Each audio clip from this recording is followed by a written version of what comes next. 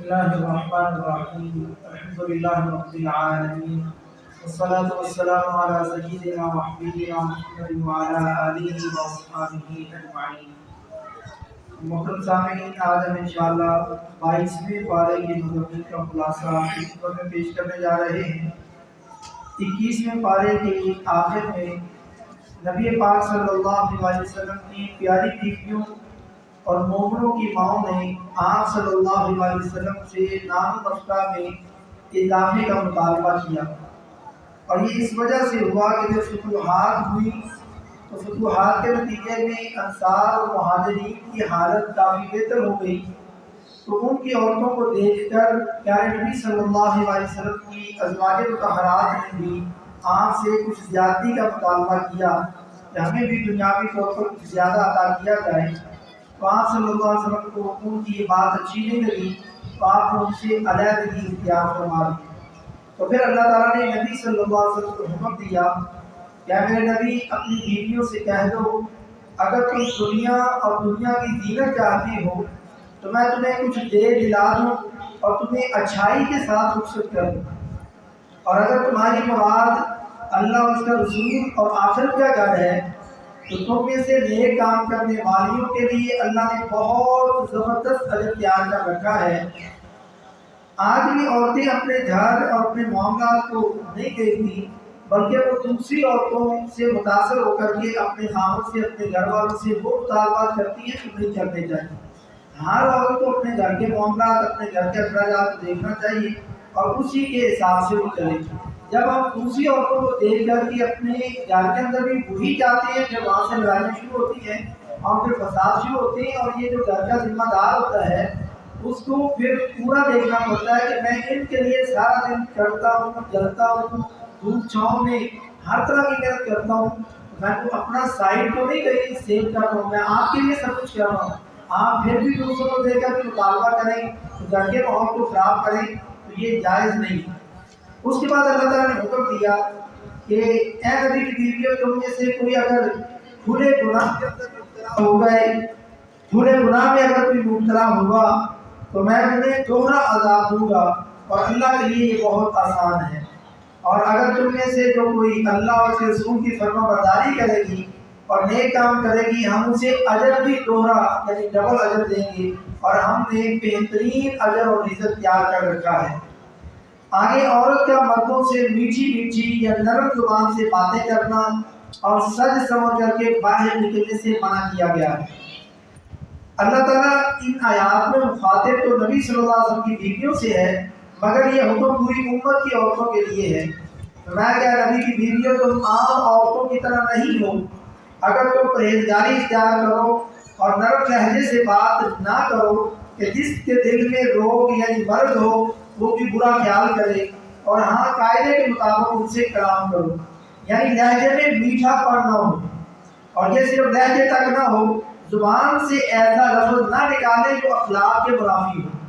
یعنی آپ کو جب کبھی کسی غیر مرد سے بات کرنے کی ضرورت پیش آ جائے، گھر میں کوئی مہمان آئے، دروازے پر کوئی آ جائے، مارکیٹ میں کسی غیر مرد سے بات کرنی پڑے، تو وہاں پر آپ کی زبان کے اندر الفاظ میں ایسی مٹھاس نہ ہو کہ جس کا دل بیمار ہے وہ آپ کے بارے میں کوئی غلط سوچے اور آپ سے وہ باتیں کرتے کرتے آپ کے ساتھ صحیح ہو جائے، یہ جائز نہیں۔ اور یہ ان عورتوں کے لیے جو آخرت کی فکر کرتی ہوں،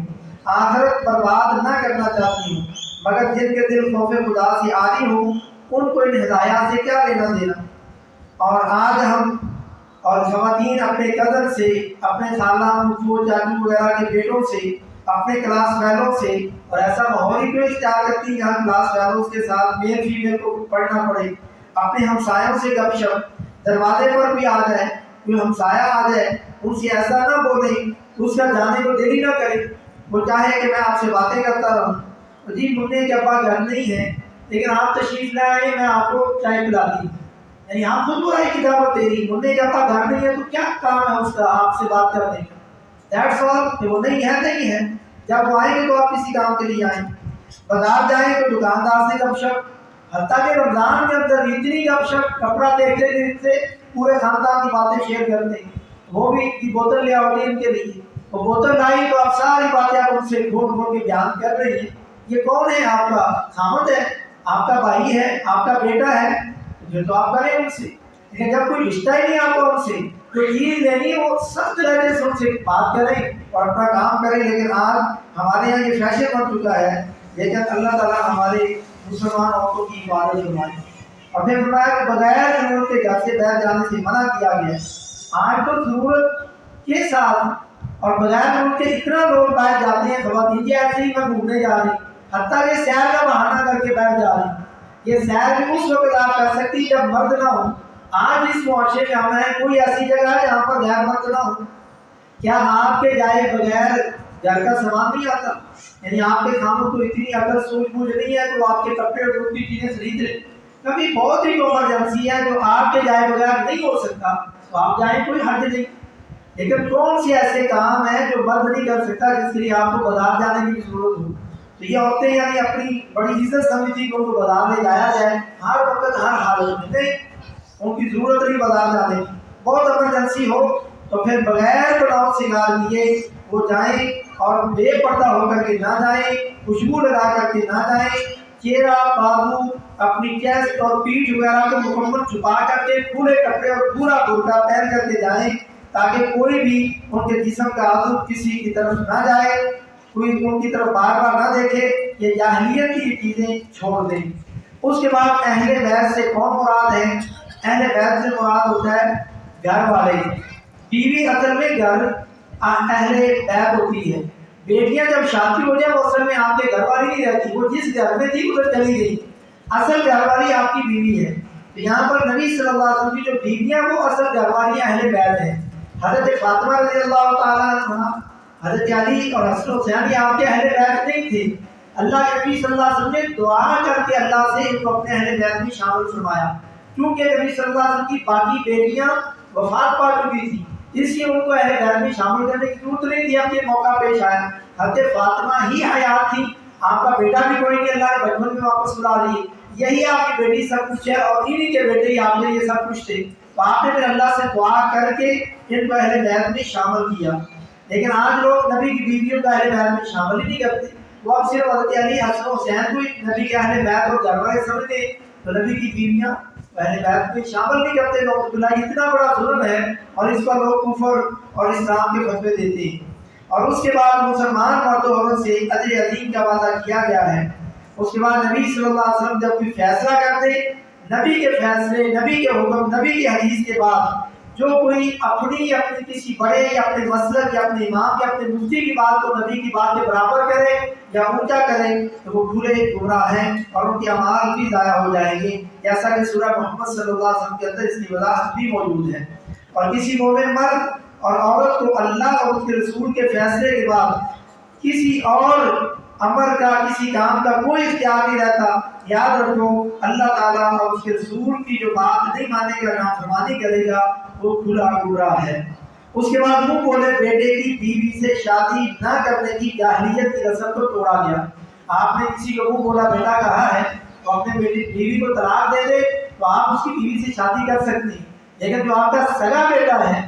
وہ بیوی کو طلاق دے دے یا وہ فوت ہو جائے تو اس لڑکی سے آپ شادی نہیں کر سکتے، اس کے لیے آپ ہمیشہ کے محرم ہیں، باپ کی طرح، جس سے آپ کبھی شادی نہیں کر سکتے۔ لیکن منہ بولے بیٹے کی جو بیوی ہے وہ طلاق دے دے یا فوت ہو جائے اس کی بیوی سے شادی کر سکتے ہیں۔ جاہلیت میں یہ رسم تھی۔ اللہ تعالیٰ نے حضرت زید، جن کو زید بن محمد کہا جاتا تھا، اللہ تعالیٰ نے منع کر دیا کہ زید بن محمد نہیں، آپ کا بیٹا نہیں ہے، اس کا زید بن حارثہ نام ہے، اسی نام سے اس کو پکارو۔ اور جب ان کی بیوی سے نہ بنی، طلاق دے دی، تو اللہ نے نبی صلی اللہ علیہ وسلم کو حکم دیا تاکہ اس جاہلیت کی رسم کو توڑا جائے، آپ اپنے اس کو بولے بیٹے کی بیوی سے شادی کریں، اور نبی صلی اللہ علیہ وسلم نے سے شادی کی جو امت کی پھر ماں بن گئی۔ اس رسم کو توڑا گیا۔ اس کے بعد ختم نبوت پر کامل ایمان رکھنے کا حکم دیا گیا کہ محمد صلی اللہ علیہ وسلم میں سے کسی کے باپ نہیں، بلکہ وہ اللہ اور اس کے رسول اور تمام نبیوں کا سلسلہ یعنی ختم نبوت کرنے والے، اس نبوت کے سلسلے کو مکمل کرنے والے ہیں۔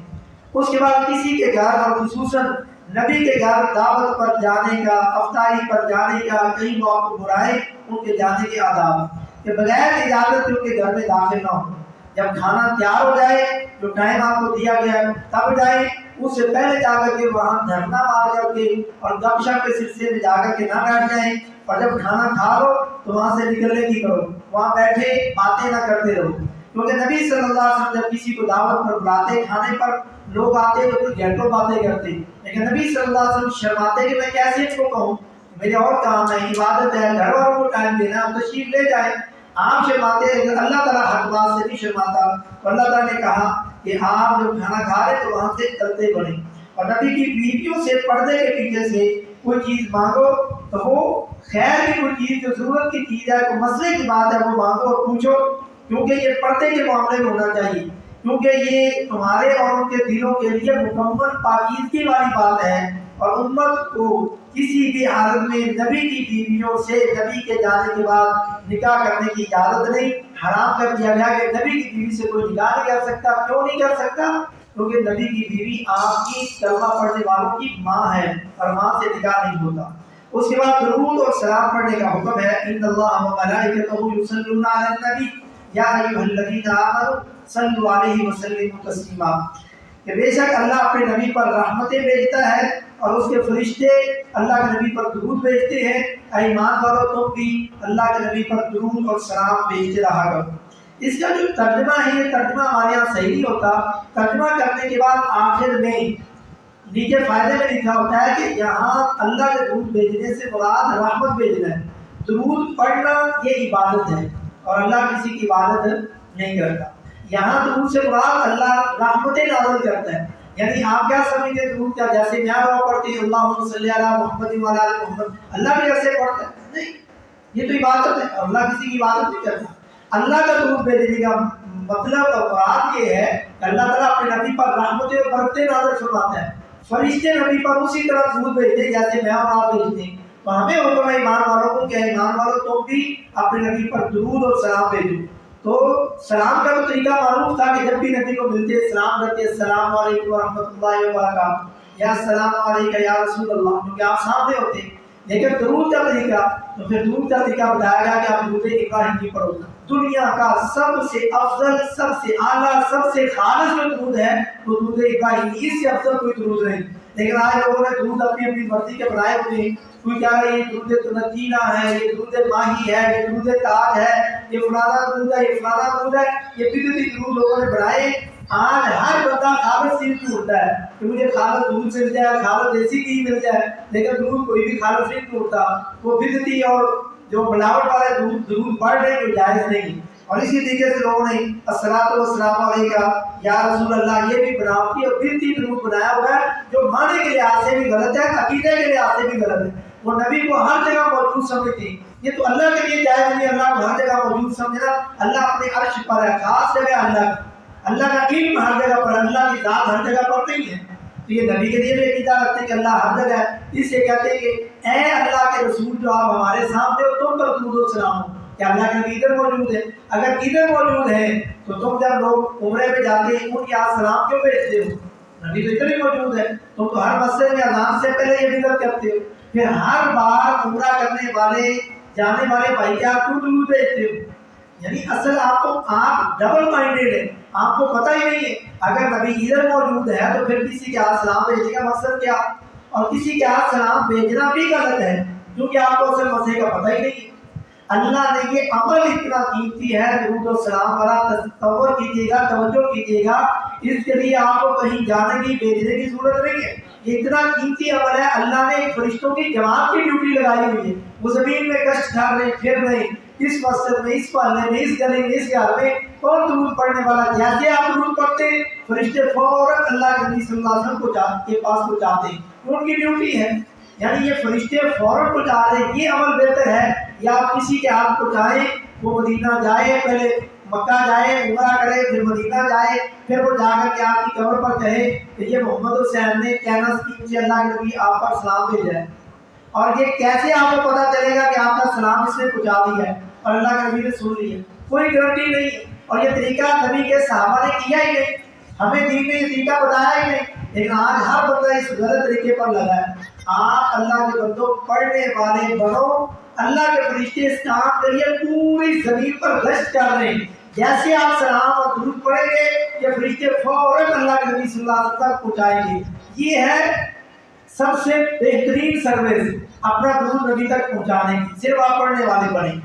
اس کے بعد اللہ تعالیٰ نے پردے کا حکم دیا کہ نبی آپ اپنی اور اپنی بیویوں کو، اپنی بیٹیوں کو اور مومنوں کی عورتوں کو کہہ دو کہ وہ جب بھی باہر نکلے غیر مردوں کے سامنے جائیں تو وہ اپنے اوپر بڑی بڑی چادریں لٹکا لیں، یعنی پورے جسم کو اب ڈھانپ لیں، ان کے جسم کا کوئی حصہ نظر نہ آئے، وہ موٹی ہے، پتلی ہے، کیسی ہے، یہ بھی نظر نہ آئے۔ اور یہ تبھی ہوگا جب فٹنگ کے بغیر والے برقعے آپ استعمال کریں گے،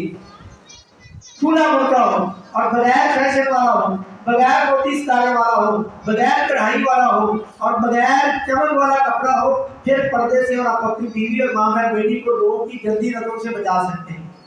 اگر آپ خوبصورت برقع لے کے دیتے ہیں، فٹنگ والا دیتے ہیں، کڑھائی والا دیتے ہیں، پھر جہاں جائیں گے لوگ دیکھیں گے۔ جتنا گناہ لوگوں کو دیکھنے کا ہوگا اتنا اس عورت کو اور اس کے گھر والے کو گناہ ہوگا جس نے ایسا برقع لے کے دیا۔ اور ایسے برقعے کو صحیح والا برقع پہنانے کی ضرورت ہے، یعنی اس برقعے کو برقعے کی ضرورت ہے جیسا آپ نے لے کے دے کے رکھا ہے اور آپ کی خواتین پہنتی ہیں۔ یہ پردہ نہیں ہے، یہ فیشن ہے، تو فیشن سے نکالیں، اپنے آپ کو، اپنے گھر والوں کو پردے پر لے کے آئیں۔ اس کے بعد قیامت کے دن ان گناہ گاروں کے چہرے آگ میں الٹ پلٹ کیے جائیں گے، پھر وہ کہیں گے کہ کاش ہم اللہ کی اور اس کے رسول کی اطاعت کرتے۔ یہاں پر سورۃ الاحزاب مکمل ہو رہی ہے اور سورۃ السبا شروع ہو رہی ہے۔ سورۃ السبا ایک قوم کے نام پر ہے۔ اس کے آغاز کے حضرت سلیمان علیہ السلام کے زمانے میں مشہور ہو گیا تھا کہ جن بھی غیب جانتے ہیں، کیونکہ جن جب جانتے ہیں سب کچھ تو پھر اللہ غیب جانتا ہے، تو دونوں تو برابر ہو گئے۔ اللہ تعالیٰ نے اس کا رد کیا۔ سلیمان علیہ السلام کو اللہ تعالیٰ نے کئی طرح کی حکومت دی، جن بھی ان کے ماتحت تھے، وہ اپنا کام کروا رہے اور لاٹھی پر ٹیک لگا کے ان کی نگرانی کر رہے ہیں، نگران بنے، موڈیٹر بنے ہوئے۔ اللہ نے ان کو موت دے دی اور ادھر ہی ٹیک لگائے کھڑے ہیں۔ کتنا عرصہ گزر گیا، وہ ادھر ہی کھڑے اور جن کام کر رہے ہیں دن رات، صبح شام، 24 گھنٹے سروس۔ جب سمجھے کہ سلیمان علیہ السلام تو ہمیں دیکھ رہے ہیں، ہمیں کوئی چھٹی نہیں، ہم ساتھ ہیں، کچھ نہیں، وہ اجازت ہی نہیں دے رہے۔ اور جب ان کی لاٹھی کو گھن لگی، کتنا عرصہ لگا ہوگا گھن لگنے، مہینوں لگے ہوں گے، وہ سوٹی ان کی جب نیچے سے گلنے کی وجہ سے سوٹی ٹوٹی اور سلیمان علیہ السلام دھڑام کر کے گرے اور جنوں کو پتا چلا کہ یہ جو سلیمان علیہ السلام ہیں تو عرصے سے فوت ہوئے پڑے، کاش ہمیں پہلے پتا چل جاتا تو ہم کتنے مہینوں اس مصیبت کے نا کام میں لگے رہتے۔ جس سے اللہ تعالیٰ نے یہ وعدے کیا کہ کوئی بھی غیب نہیں جانتا، اور جس سے اللہ تعالیٰ نے یہ بھی بتایا کہ نبیوں کو بھی موت آتی ہے، یہ موت آنا اللہ کے علاوہ ہر کسی پر برحق ہے۔ اس کے بعد قوم سبا پر عذاب کا واقعہ ذکر کیا گیا کہ اللہ نے ان کو باغوں کی نعمتوں سے نوازا تھا، مگر انہوں نے ناشکری کی تو اللہ نے سیلاب کے لیے ان کے باغوں کو ختم کر دیا اور ان کو کڑوے باغ میں اور جھاڑیوں میں بدل دیا کہ کچھ بیری کے درخت باقی بچے اور ان میں بھی بیر برائے نام تھے، کانٹے کانٹے اللہ نے اس پہ کر دیے۔ اس طریقے سے اللہ نے ان کو عذاب دیا۔ اس کے بعد مشرکین مکہ کے جھوٹے معبودوں کی حیثیت کہ آپ کہہ دیجیے کہ اللہ کے سوا جن جن کو تم پکارتے ہو تمہارا گمان ہے، تو آپ ان کو پکار کے دیکھ لیں، نہ ان میں سے کسی کو آسمانوں اور نہ کسی کو زمینوں میں ایک ذرے کا بھی اختیار نہیں ہے، نہ ان کا زمین اور آسمان میں کسی طرح کا کوئی حصہ ہے، نہ ان میں کوئی اللہ کا مددگار ہے۔ یعنی اس زمین آسمان کو بنانے میں کسی نے اللہ کی مدد نہیں کی۔ جب یہ کسی طریقے سے اللہ کے مددگار نہیں تو آپ کیسے ان کو پکار رہے ہیں؟ اس کے بعد چھوٹے بڑے کافروں کو، سرداروں کو اپنی بے ایمانی کا الزام یہ دیں گے قیامت والے دن، اور ایک دوسرے کو الزام دیں گے کہ میں تیری وجہ سے بے ایمان رہا، میں تیری وجہ سے گناہ گار رہا، میں تیری وجہ سے شرک کرتا رہا۔ تو اس دن الزام دینے سے آپ کا مسئلہ حل نہیں ہوگا، اپنا مسئلہ حل کروانا ہے۔ اس دنیا میں آپ کو سوچنے کا اور اپنی اصلاح کرنے کا موقع اللہ نے دیا ہے، دنیا میں اپنی اصلاح کریں۔